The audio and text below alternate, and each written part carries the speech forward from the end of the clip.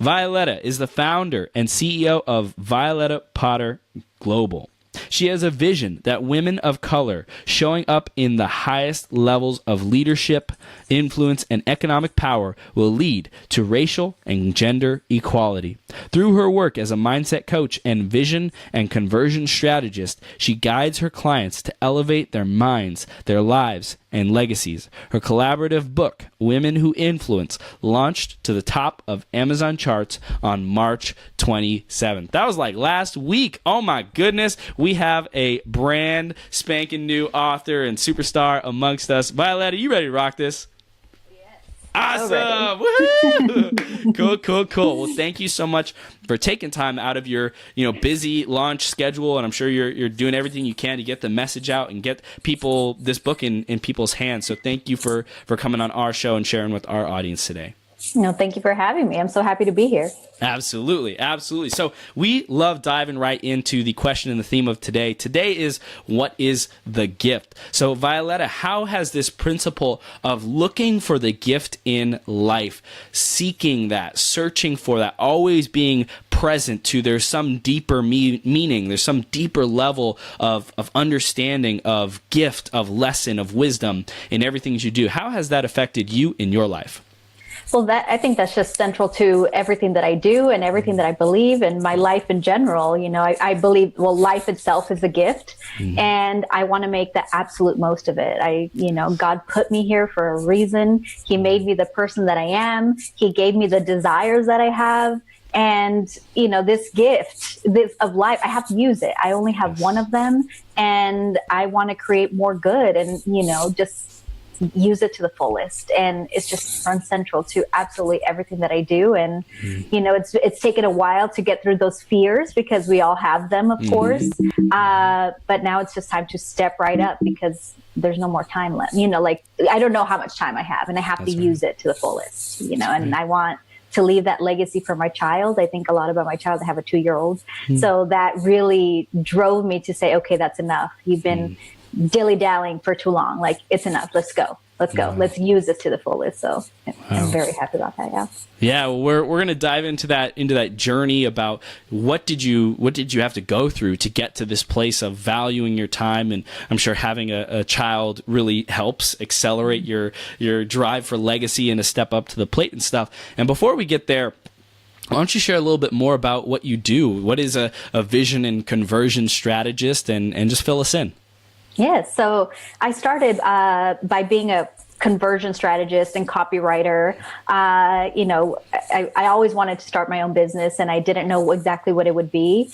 And I failed so many times. I didn't have the time, or I didn't know what to do with it as a woman of color. I didn't have a lot of patterns or a lot of examples to look to for how to do something different. In my life, it was always just like work yourself to the bone, struggle to make ends meet all the time.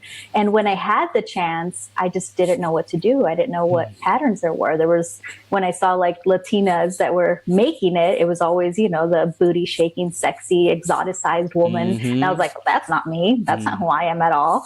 And that's not who I want to be. So what is there for me? And it didn't work out. I couldn't figure it out. So I ended up becoming a teacher in Gary, Indiana. I don't know if you know what that means, but it was the murder capital of the world, of the United States for a really long time. Wow. It's like a really rough situation. And I taught there as an 11th grade English teacher for 4 years. And then, that was like kind of what I had to do. Teaching was the last thing I ever wanted to do.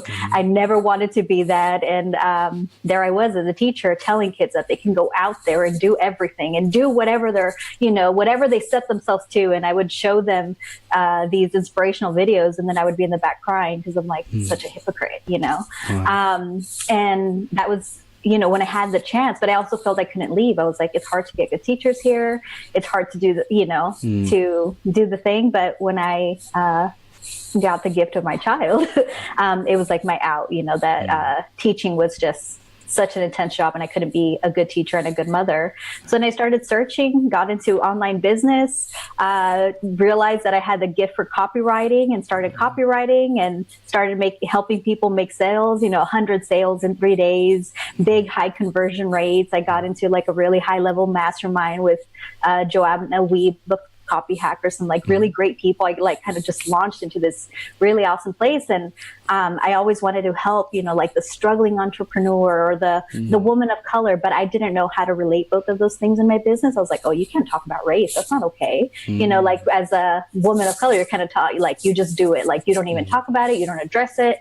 But I just kind of felt like something wasn't right, So I was like, oh, I kept hearing people say, you can't, those people won't pay you, or there's not money there. If you want to really make it, you have to help the people where there's money. So I started changing my business. I started chasing after the big fish client, working more. And like part of what I was doing this for is to help the people I wanted to help and to have more time with my child. And then I ended up trying to chase after their clients I didn't care to work with. My child's growing up in the other room, and I'm just like, everything is wrong. I looked around and I was like, I hate this business. I don't like this. And I was like, okay, well, I just paused everything. I was like, well, what do I really want? And that's how I realized that vision really matters. I created a real vision for what I wanted for my life, what I wanted for who the person I wanted to be, for the legacy that I wanted to leave. I started really thinking about, if I die, what do I want people to say about me? What will my colleagues say? What will the audience say? What impact will I leave? And I just started shaping that vision of what I wanted to step into.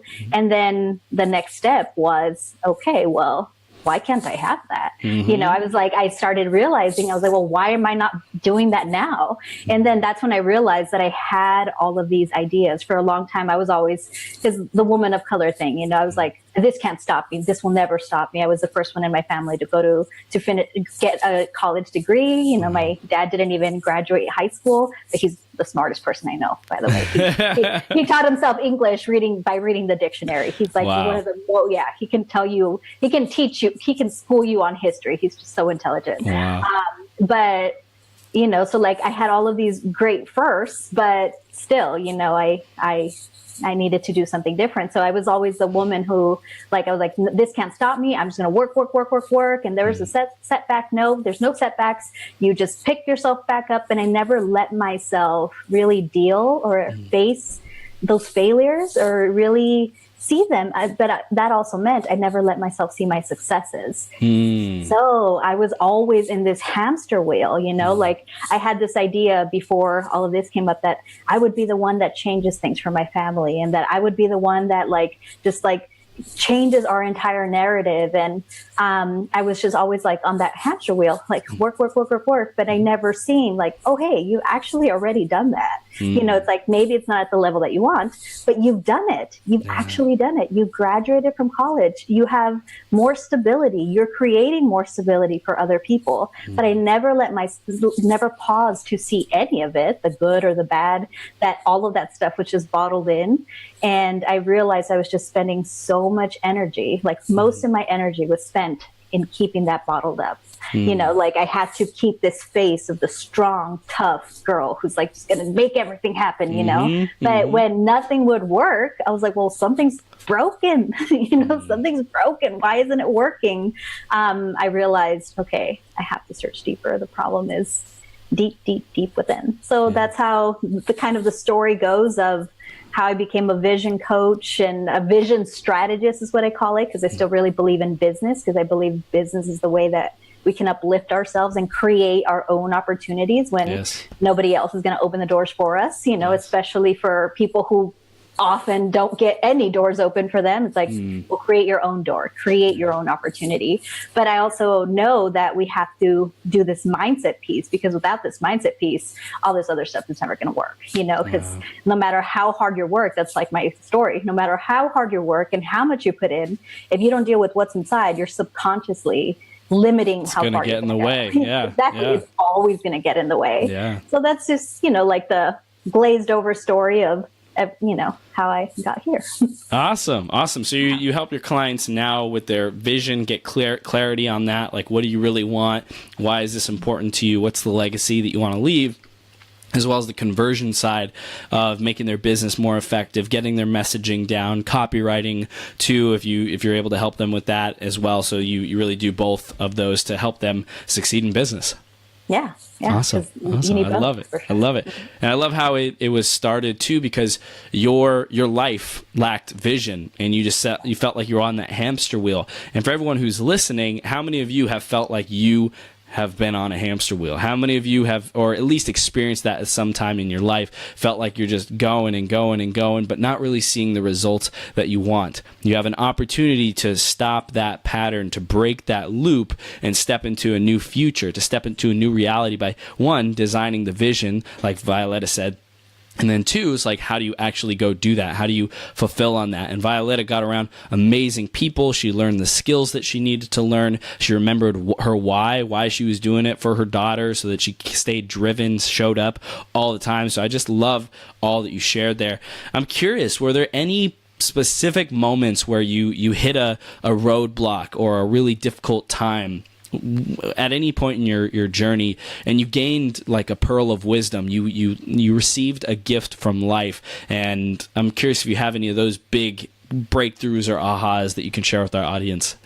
Of course, for me, one of the biggest ones was realizing that I couldn't, whatever I did outward wasn't going to matter. That was a huge one, and that realizing that it was an eternal thing. That was a huge moment for me. And how that came about is kind of funny. I started thinking about what I really wanted. I was like, well, why can't I do that? I tell my clients that they have to really connect with their audience, and that they really have to just like show up and like be personal with them. And then I was like, okay, but why am I not doing that? And the first little nugget that came through was like, oh, it comes down to you're afraid to be vulnerable. But that was like the only thing that kind of showed up. It's like, okay, well, why am I afraid to be vulnerable? And like, this was still before I had allowed myself to fully dive in. And then around that same time, I heard someone, her name is Tepsi Tendo. She's also a copywriter. She's from South Africa, a woman of color. And somebody tagged us on a Facebook post as possible copywriters. We were both tagged, and it was like, okay, let me scope out my competition. I was like, I clicked on hers and I went on her page. I was like, wow, her writing style is similar to mine. This is really interesting. And then I was like, oh, look at this. And like, I was just kind of browsing through. I saw that she had been featured on Cosmopolitan, I think it's in South Africa. And the feature was on the amount of money to make. Right. And, I saw the amount of money she was making. I was like, why isn't that not me? I was like, okay, there's something broken. I'm doing the work. I have the same skill. I write similar to her. Why is that not me? I was like, it's not the outward thing. What is it? I was like, oh my goodness. So then I just started, it just showed me, I was like, there's something deeper here. There's something deeper here. And I heard her talk. It was on the Copywriter Club's podcast, and she talked about how she also did inner work, and she read, what was it? Psycho-Cybernetics. Oh, I was like, yes. Okay, let me see into this book. And I read a little bit of it, and I was like, there's something really here. So I was like, okay, let me see what's there. I had a day, I was like, I'm just going to allow myself. I'm going to allow myself to explore this. And I was like, okay, I started with, what do you really want? And I set myself, this is what I really want. This is why I really want it. And then I said, I told myself, like, so now, why can't you have it? But this is the key here. I asked, without judgment, let yourself reveal everything. Like, because I'm very judgmental to myself. I'm like, no, you're a tough. I was like, it's command surgeon to myself all the time. So I had to pause for a moment and be like, okay, no judgment. Don't judge yourself. Just let it. Don't try to fix it. Don't try to rationalize, because I was the queen of rationalization, I was like, stop that. Just let it. I was like, well, why can't I have this? Blah, blah, blah. And whatever came out, I just created a huge list of all the things. There was all kinds of things in there. I was shocked by so many of them, because a lot of them were things that I that didn't even believe, like at the top of my mind. And there they were coming out. I was like, what? Yeah. Like, I had no idea that they were there. And like I kind of summarize the narrative as everything that came out kind of can summarize in the line, you're just a scrappy Mexican girl who from a struggling family, and you're meant to keep the cycle of struggle, struggle, struggle, struggle, because that's what your lot in life is. That's how far you can go in this country. That's pretty much like what it summed up to. Wow. And like money isn't for you, or this success isn't for you. And I was like, wow, I was definitely floored. But immediately my natural response was like, no, half of these are lies. And whatever was lies, I was like, this is a lie because of this. And I wrote out my truths immediately. I was like, nope, that's the opposite. Yes. This is my truths. This is what I want to be my truths. There were some that I needed to explore further and like really break down. How did you know? How did you know like which ones to like dive into further? Because there were some that I already knew. I was like, wait, I don't even believe this. I was like, I don't believe this. Why is that even coming there? Like the ones that I was like at the top of my mind, like I would never tell this to someone. This is what I would actually tell. So I just wrote down that, and then the other ones I had to like explore, and some, like there was even a lot of them related to God there, and I had to pray on some of them, these religious ideas of what it means to be a good Christian, or what it means to, be humble or whatever. So I had to break those down immediately, because I was like, that's not true. That's just a big fat lie. Yeah, so that's probably the most key moment in this whole journey. It changed my entire life, and yeah. So simple too. It's so simple. You just like write, and I think that willingness to just do the work and get those limiting thoughts and get what is in our subconscious mind out on paper. That's the work. Like how often, for everyone listening, how often are you doing that process? Is it something you do every quarter, or once a year, or how often? How important is it to you? Have you ever done it? That's like what are you doing to actually moderate the thoughts that you have, the beliefs that you have, the deep underlying subconscious programming? And I love that we're already diving into this, your own personal process that you went through, and you teach people how to change the narrative on themselves in their own life. So tell us more about that perspective of life being a narrative, and our relationships with ourselves being a narrative. How did you discover that? I'm sure it has something to do with copywriting and stuff, but give us your take on that. Right. So I've always I love stories. I love literature, and even studied comparative literature at UCLA. I just love that. There's so much power in stories, and I really believe that.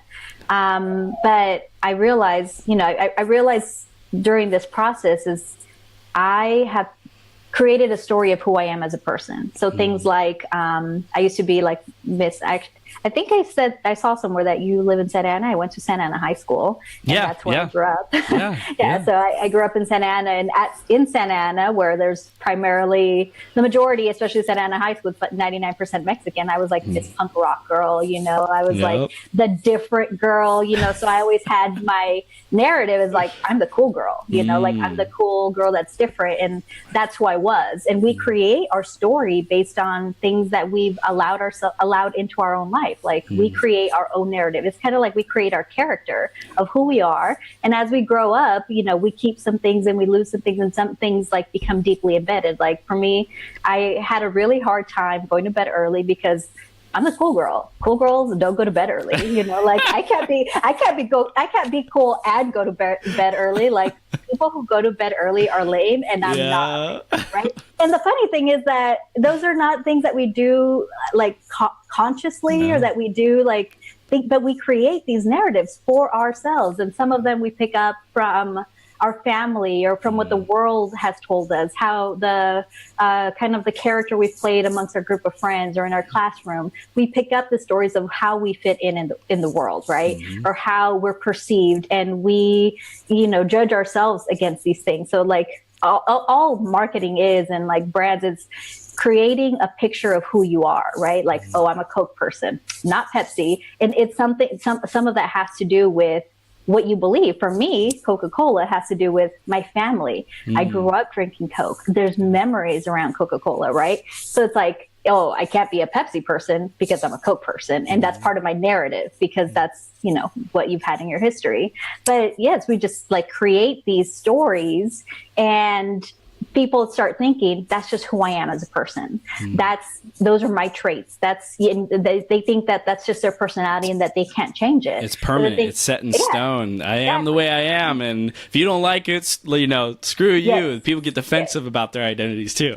Right. They do. They totally do. But the thing is that often our identities don't serve us, and people know, but we get so stubborn about who we are. And like, we think like, oh, if we are wrong, there's something innately wrong with you, instead of saying, oh, this is just a learning opportunity for me to find where I actually want to go.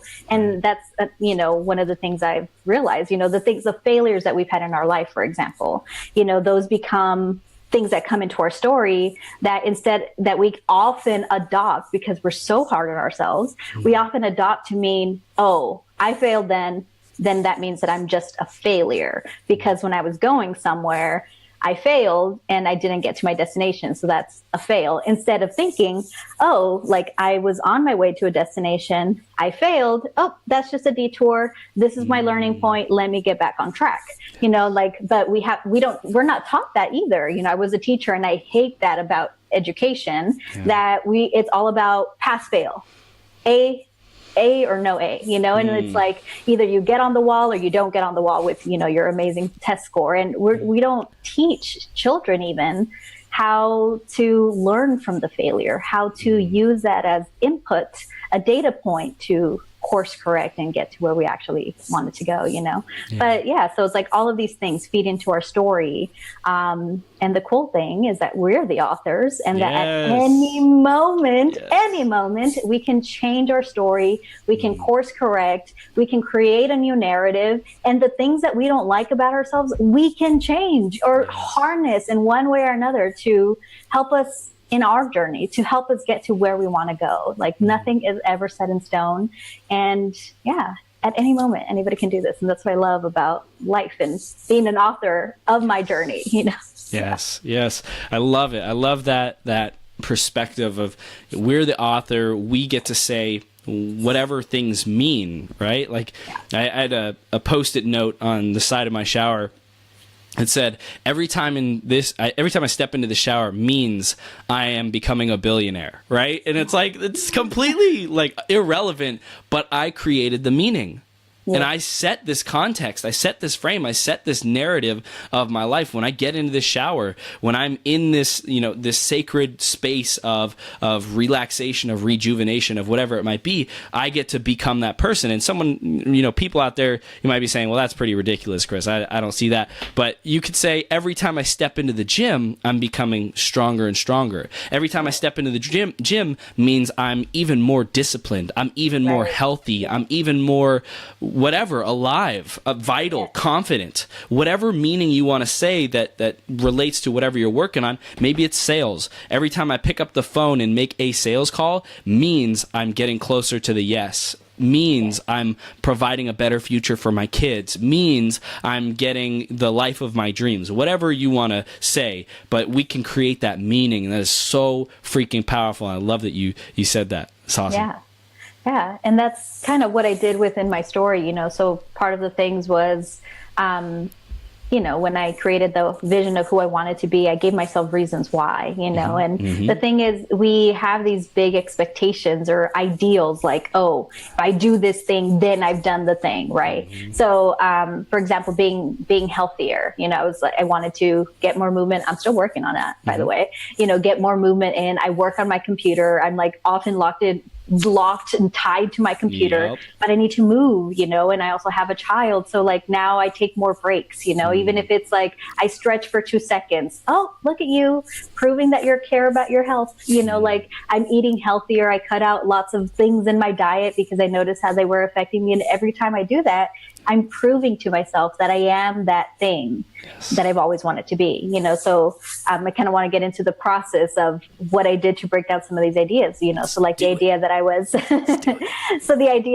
a failure, because I never let myself see my successes, right? Because I had all these other failures. So because I have failures, I can't be a success, right?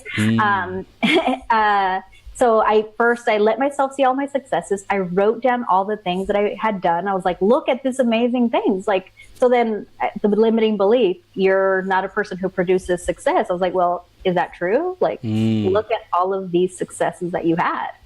You can't say you're a failure because you've succeeded at all these things. Yeah. And then on an everyday basis, like I literally, the most trivial of things, like I created a really amazing meal plan, you know, thinking to use up all the food because I hate wasting food, and to use everything up. Or when we had to go shopping at like 4 different places, for example, I created a path so that we wouldn't backtrack anywhere and it would be the most efficient, and we succeeded. Success, add it to the list, you know, but like every single day I made it a point to prove to myself again that I could succeed.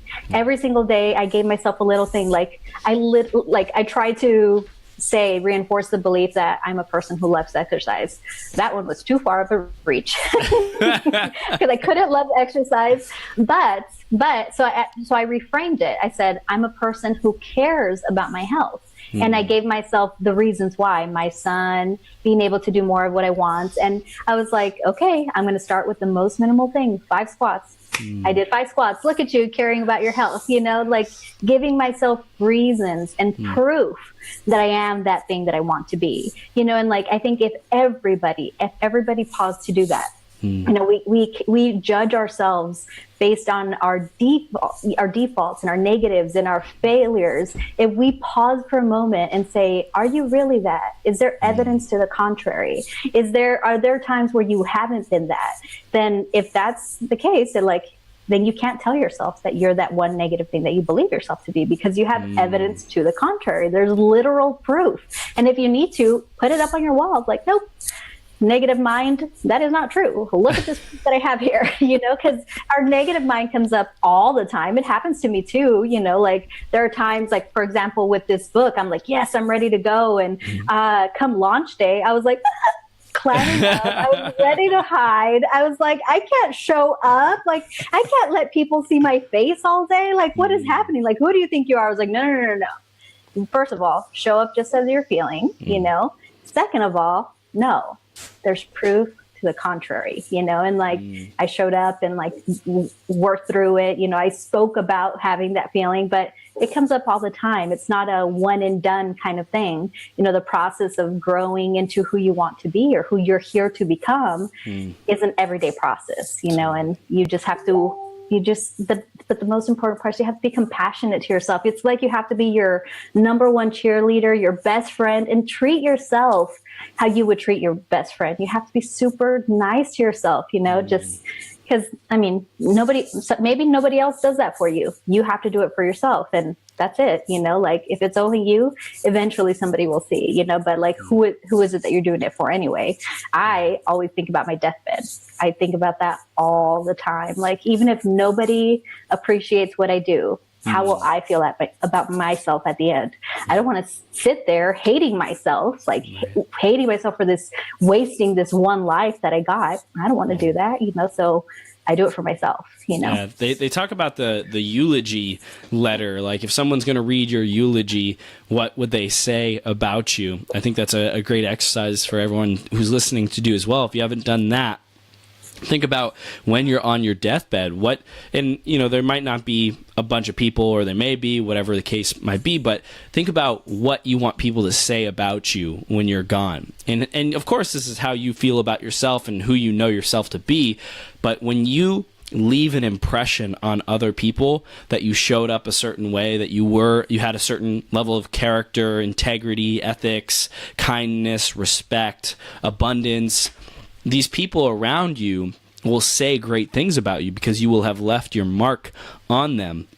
So think about what other people would say about you. Think what would be read on your eulogy letter. Is there anything that you have to add to that, Violeta, that would, you know, empower it or make it supercharged, or anything else you'd recommend around that? Yeah. So that, like, think about the people that you value most, you know, like, for me, my driving factor is my son. I think about my son, you know, like literally, even if I don't get to my goals, my end goals, you know, if I die, let's say today, people will at least tell him, She fought so hard for what she wanted. She believed in herself. She went out there and did the thing, like she put herself out there because she knew it was important. She shared her story because she knew other people, so like, even if I don't get to the end, people will tell my son about my character and about all the things that I was working on and in the process of doing, so like, it's like a day by day thing. So like, even if you don't do the great things that you aspire to do, are you the person who is doing the work to get those things? Like, even if something happened to you tomorrow, will people be able to say that about you? And that's like what I judge my days on, I mentioned that some of the videos that I shared with my students. And one of them was actually Steve Jobs' commencement speech. Oh, yeah. At Stanford University. And he says, I don't know if it was in the morning or at night, but he said, if you died today or tomorrow, would you be happy with what you did today? And like, when that was the one that I really cried at, because the answer for me was no. But even if you ask yourself that question, like, would you be happy if you died tomorrow with what you did today? Like, would that be the thing? Would you be happy with what you've done? And if the answer is no, then it's time to change something. Like, really, what does it have to be? And just ask yourself that. What would you prefer it to look like? Wow. Yeah. That's powerful. And like that immediate next moment, like, you could be gone, right? Someone could be gone. If you, like, what actions would you take today? If you were gone tomorrow, what actions would you take differently today? What is important? What are the meaningful actions? Would you, instead of driving along the road and driving to work or wherever you're going, and listening to music and just jamming out and, having a good time, would you pick up the phone and tell someone that you love them? Would you, like, give someone an extra long hug, a 30-second, 60-second hug, and not let them go, and tell them, like, how much you miss them and how much you care about them? I think that those are, like, those meaningful experiences that matter between people. And think about the legacy and what you're working on. Is watching Netflix really at the top of your priority list? Is, going to the movies or to the mall or shopping or whatever it might be, is that really going to leave the impact on the people's lives around you that you want? Is that going to fulfill your spirit? Is that truly fulfilling your spirit? Or is, doing that deep work in yourself? If I spent an entire day looking at the subconscious programming and uprooting that and doing whatever I could to make myself even better for tomorrow, that would be a great day invested. Like, working on ourselves is so important. Working on the fitness, working on the business, the whatever it is, to just being more in alignment with a meaningful life. So I'm curious, Violeta, in terms of people being clear on their vision, what do you find that they're missing most, or what do they need the most around that? I think it's two things. I think, for one, people, it's so easy to get caught up in the duties and I do this because I need to do this, or I need to have this. And we've been told, kind of even conditioned, that work isn't fun, that our big dreams are just dumb and silly. And, like, we kind of get told this, that what we really aspire to is kind of dumb, that it's not possible, that you're dreaming too big, and just be realistic. That's the thing. Be realistic, yeah. But I think that I think that your vision is where your biggest dreams are. When I think of two things, what is your biggest dream? One, and two, what is the world that you want to see? What world do you want to live in? What do you want to see more of with amongst people in our society, in our culture? Like, what hurts you the most? What drives you to like so angry that you might post about it or yell about it, or it affects your day? You're so angry about it, or feel so passionate about it, or hurt, it affects your emotions so much that it changes your day. There's something really there, so explore those things. For me, I had, I think it was Todd Burns. I'll have to send you the link or post it in the comments. But there's like a link it's like 50 notables, and you make a list of all kinds of things. It's like 10. There's 5 questions or 10 questions, and you answer 5 for each, or 10 and I don't know, something like that. But you end up with a list of 50 things.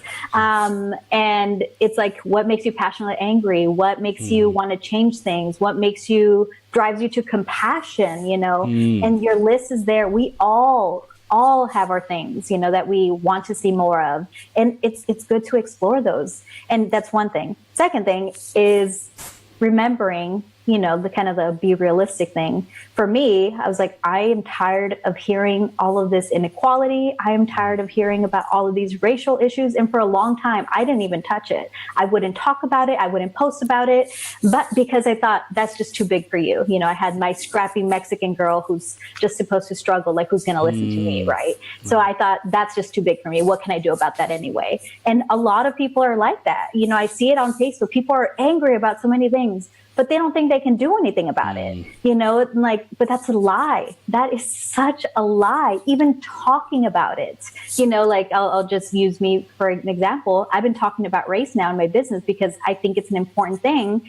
And it led to somebody saying, oh, we have this special opportunity for scholarships for people who are underrepresented to go. So people came to me because I'm talking about it. So then I was able to present an opportunity for 15 people to go to this conference that they probably would have never been able to go to just because people knew that I talked about it. So like the same goes for anybody else. You never know who's listening. You never know who you're impacting. You just have to talk about it. I think I heard you talk about Jack Canfield earlier, and the book that I was a part of. She's like one of his mentees, and she told you the story of Jack Canfield and how he kind of got his start. He had a morning, some kind of like 4 a.m.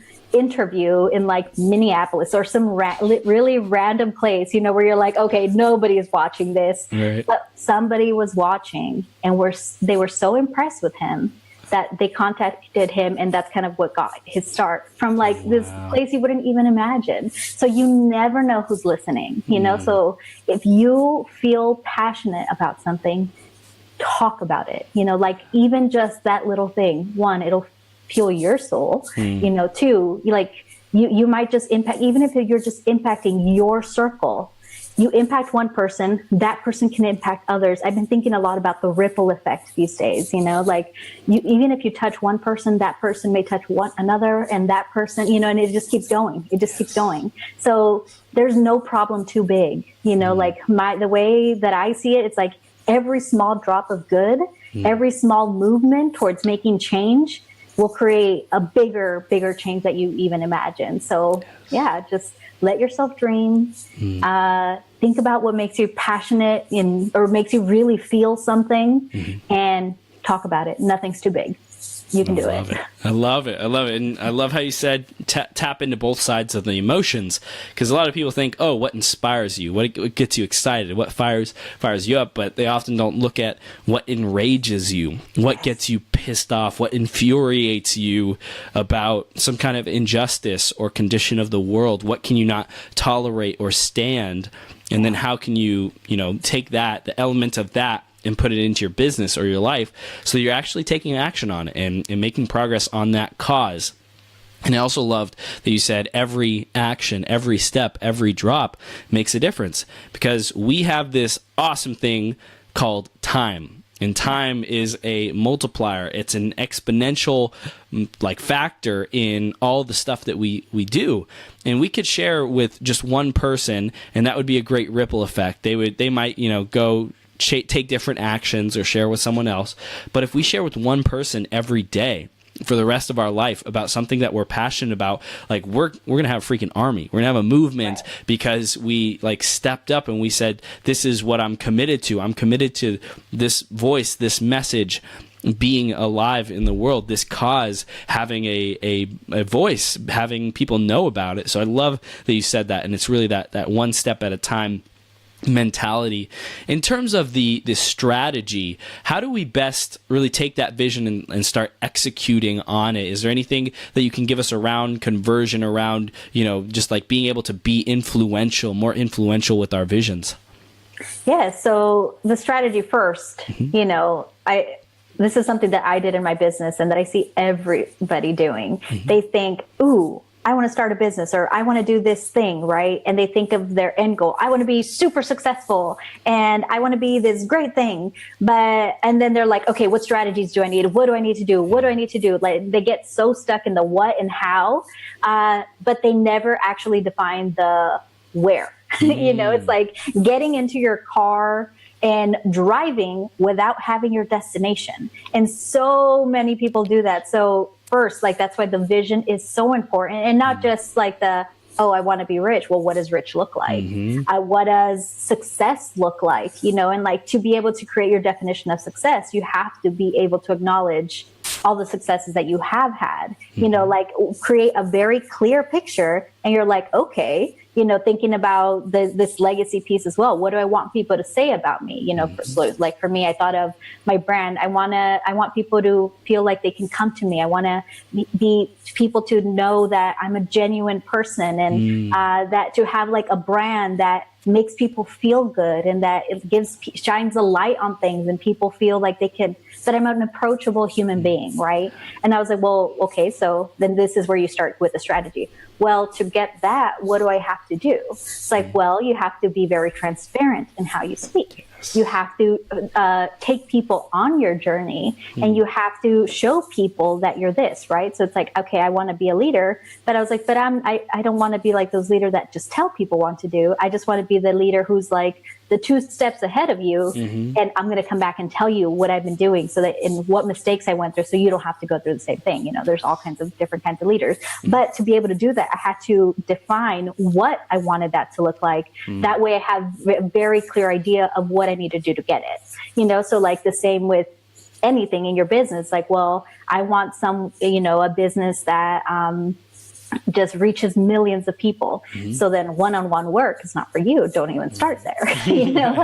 And a lot of people do. They start trying to sell packages and they want this thing. I was like, well, your actions are not aligned to your vision, So that's the first strategic step. It's like creating that big vision, and then backwards plan the steps that will get you there. What does getting there look like? So like for me, I cared about helping women of color. I can't do that without talking about race and without talking about women of color. So then, of course, whatever thing, all of this to me is connected. I had to deal with my issues of why it's not, why I believed it wasn't okay to talk about race, or my fears about talking about race.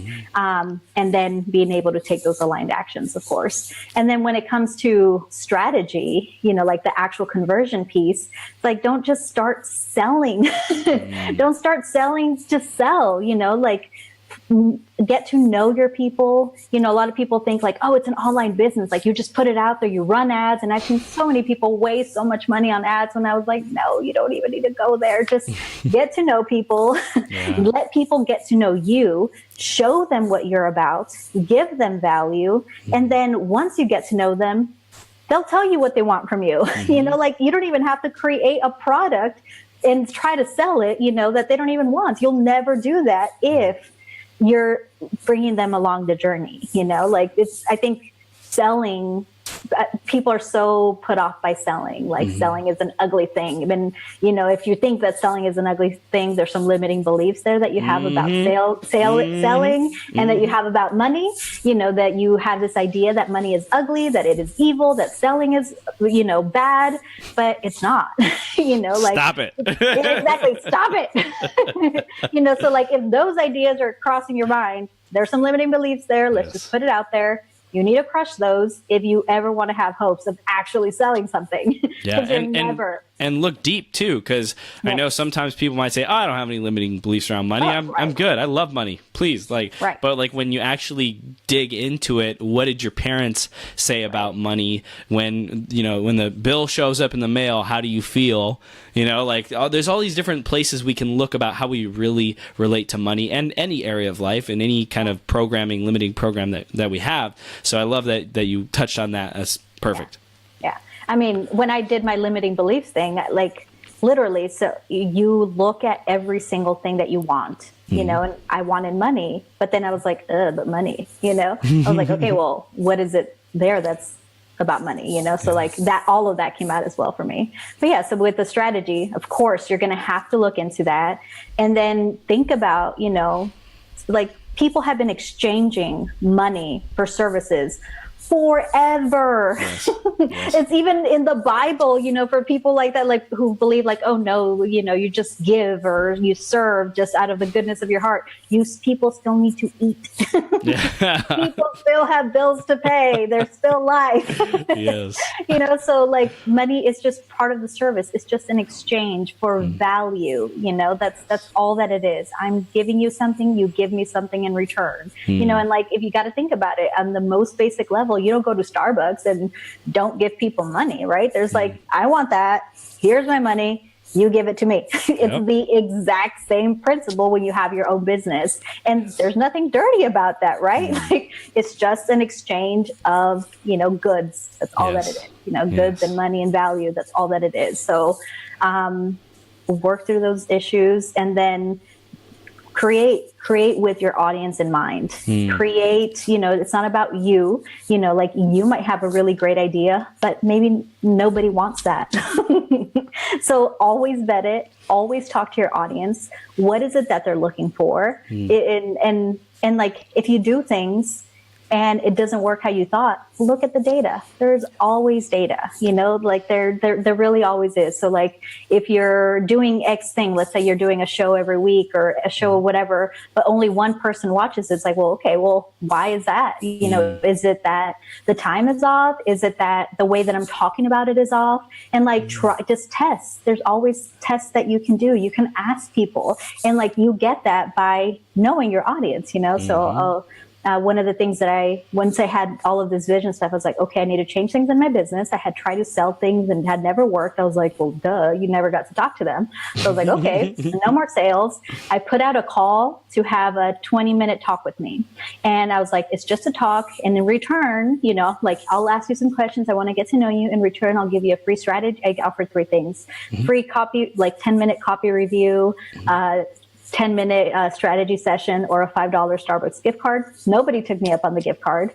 I ended up getting on 40 calls. Wow. 40 calls. Wow. And I got to know so many people so well. And like, I wrote down what they told me, and guess what I used for my copy?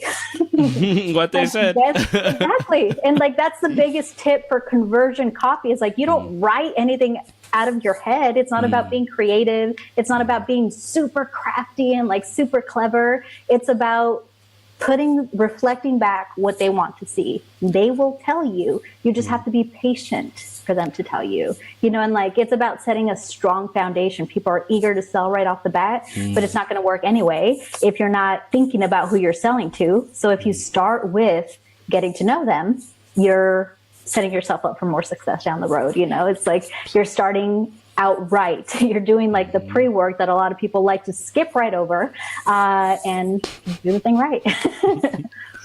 Yeah, we win tomorrow by preparing today. Yes. So everyone out there, double down, triple down, 10x on your preparation efforts, working on your business rather than in your business. Have a conversation with someone like Violeta or myself who can help you and get that clarity. So Violeta, we're beginning to come to the close of this, and I'm curious, is there anything that you wanted to cover, any other last minute kind of guidance or wisdom about the internal dialogue, that narrative, so that we can get to the next level? Anything else that you've really seen working for you, or that your clients are asking for, anything like that? Yeah, I'd say 2 things. It's time to wake up. Like, I'm tired. I'm so tired. It breaks my heart to see all these posts, people complaining about their boss, complaining about what they're eating, complaining about just living. It's like, well, then either don't live or change it. Like, just stop. You can stop right now. Like, it's time to wake up. And then just ask yourself, give yourself the gift of dreaming for a second, bring that back, daydream. What do I really want my life to look like?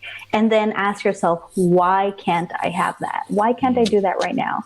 And list out everything. Say, I'm going to be so compassionate to myself right now, just because I'm talking about my feelings or, what's deep down inside, that it doesn't mean that you're a weak person. It doesn't mean that you're, all these negative stigma that comes around, like self-development.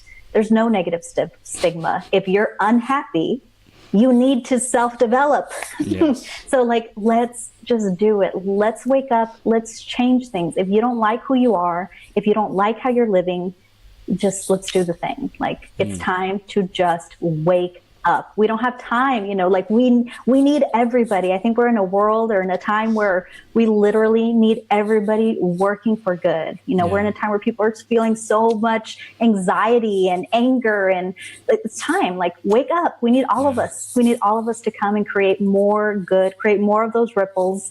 And that's just it. That's like, if it's just time to wake up. Yes, I love that. And in addition to waking up, it's like, take back your power. Yes. Take back your power. Take ownership of your life. Take responsibility for the choices that you make, and take responsibility for the fact that you make the difference in the people's lives around you. And when you continue to keep showing up like you make the difference, you make the difference in the world. So I love that as gold. It's so beautiful. So, Violeta, how do people stay connected with you, and what would we like them to do next? Yeah, so next would be, I actually have a process with questions for how to take yourself through this process. If you really want something in your life, you follow this process. It's a 3-step process, and it'll help you if you have struggle with getting the questions for yourself. It's violetapotter.com/vision breakthrough, no spaces, vision breakthrough. I'll put the link down at the bottom as well. Cool. But yeah, that's the best place. And if not, find me on Facebook. I'm active there. Send me a message. I love talking to people. Connection is how things change. Absolutely. Absolutely. One of the most powerful assets that we can create is our network. So, Violeta, thank you so much for coming on today and sharing with our audience. You are amazing. And everyone, definitely take action. Go get that process. And she's going to put the link below. It'll also be in the show notes on the website, on the podcast episode when it gets released. And keep up the amazing work. Congrats again on your book launch. That's so huge. And getting to network with all these other amazing influencers and women, just banding together, setting your intention, setting a vision, and making it happen. I really acknowledge you. Thank you. I appreciate that. Thank you so much for having me. Love this. You're welcome. You're welcome. This is just the beginning, and we'll see you soon, okay? Sounds good. Thank you.